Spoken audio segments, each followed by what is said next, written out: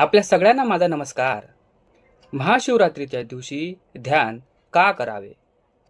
की फक्त उपवास आणि पूजा पुरेशी आहे? अनेकांना वाटतं की महाशिवरात्र म्हणजे फक्त रुद्राभिषेक आणि बेलपत्र आणि मंदिरात जाऊन घेतलेलं दर्शन.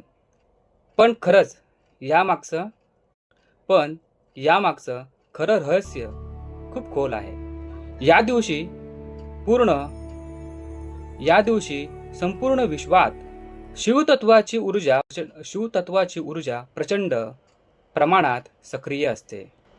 हे रात्र म्हणजे ऊर्जा वरच्या दिशेने जाणारी रात्र आहे. म्हणजे आपल्या 7 चक्रांना भेदून ही ऊर्जा ब्रह्मांडाला मिळते. आपल्या शरीरातील ऊर्जा केंद्र म्हणजे 7 चक्र आहेत.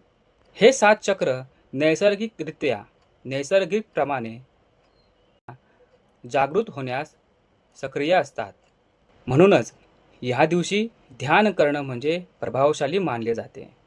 जर तुम्ही फक्त 11 मिनिटे शांत बसून ओम नमः शिवाय या मंत्राचा जप करत ध्यान केले तर तुमच्या मनातील राग, भीती, नकारात्मकता विचार हळूहळू विरघळू लागतात.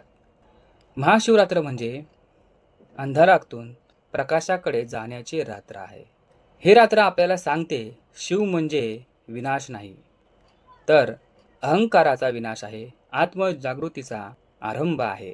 म्हणूनच महाशिवरात्रीला ध्यान नक्कीच करा, उपवास करा, पूजा पण करा, पण स्वतःला स्वतःशी जोडून घ्या.